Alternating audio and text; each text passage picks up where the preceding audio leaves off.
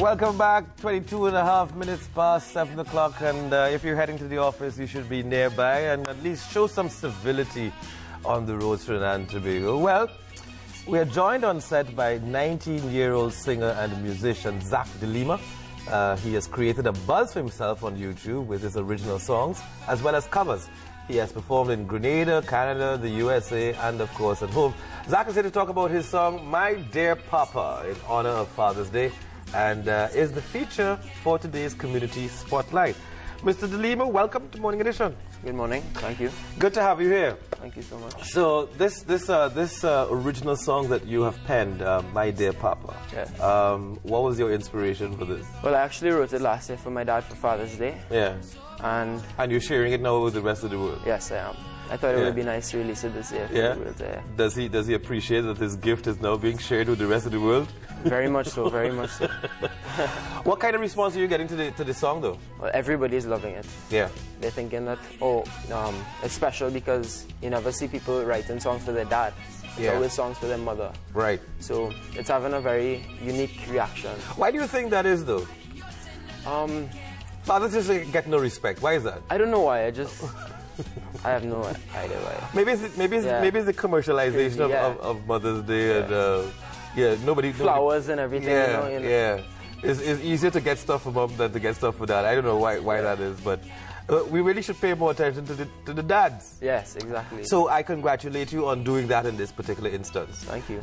In terms of producing the music, who have you collaborated with? I worked with Random Design Studios, which is Mate Manmohan, and he's actually my cousin. So we worked together in the studio and we produced his song. Right. And you said that you've actually performed in the States? I did perform in the States and Canada. Yes. So this is at what particular event did you actually perform some of your music? Like pubs and bars and clubs and the typical gigs for the up and coming you have to start somewhere. Yeah, you got to start somewhere. But and what kind of response do you get in those places? Is it always good or? It always seems to have a positive response, but you're gonna have your negative responses as well. So. Where would you classify your type of music in terms of what genre of music would you classify this as? I would have to say pop. Pop is my main genre, but I like to explore other genres as well, like hip hop and reggae and soca as well. Yeah. But this is where you're mostly comfortable at this point in time in your career. Yes, I write songs in pop easier than any other genre. Yeah. So a lot of this is original music. You are writing these songs yourself. Yes, I am. Well, I mean that's excellent work. Thank you. Ultimately, if you're getting a good response from this is something that you can continue to do. Create an album, maybe at some point. Well, people are telling me to do that as soon as possible, but it takes time. Well, yes, I guess it takes time and it takes some measure of investment. Yeah. Do you have the support of family and friends to get a project like that done? I do.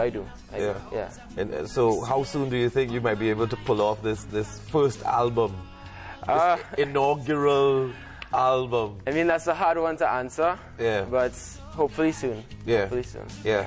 But locally at home, what kind of response do you get to your music? From my parents? Well, no, your parents are biased. So let's talk about, if you actually go to an event to perform, what kind of response do you get? Well, everybody seems to be happy after I perform. They always have a smile on their face. Yeah. That's my main ambition and goal. So. I'm listening to the track while we're talking, and in the background you have a steel pan motif taking place inside of there. Was that something that you deliberately wanted to get in there? It is.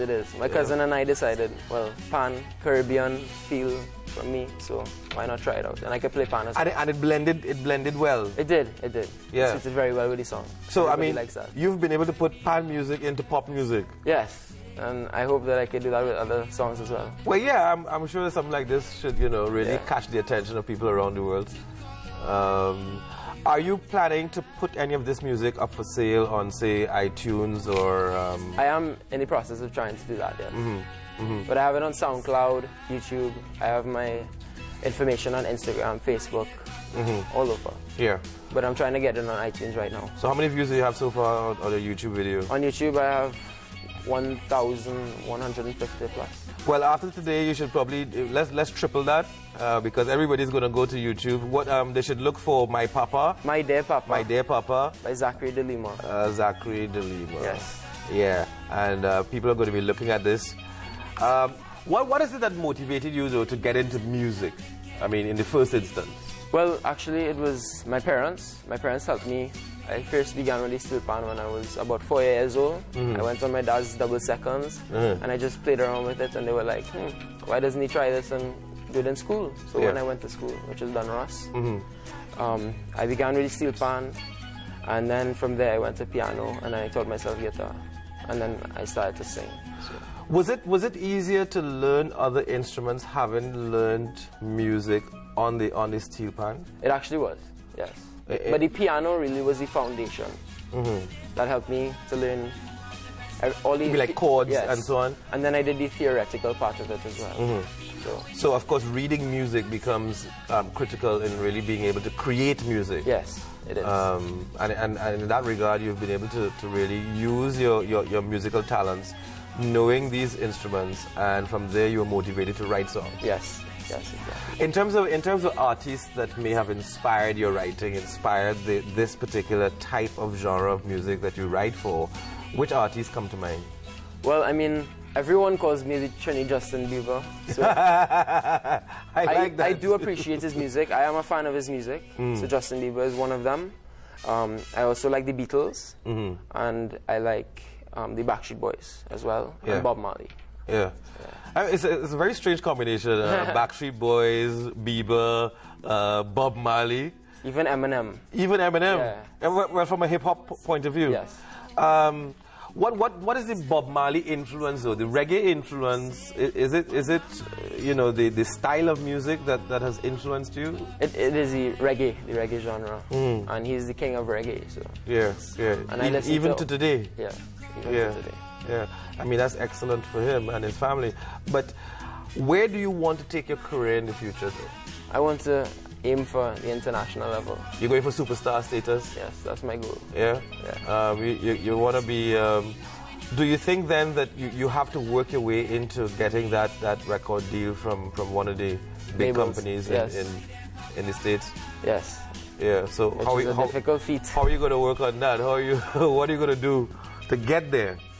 Well, I'm going to try and send my demos when I go to the studio, try and send demos to different labels and A&Rs and see if that works. I have to try. And you're getting everything. The quality? You're getting the quality in terms of the production? I am. And everything is Mate Manmohan at Random Design Studios. Yeah. Everything. Well, listen, man, this is great work. Thank you for having me. It's great stuff. My dear Papa, check it out on YouTube. Zachary de Lima, thank you so much for being here. And I really do wish you all the best in the future. And I hope that you do become the Trini Justin Bieber. Folks, we'll be back right after this quick break. Stay with us. My dear Papa.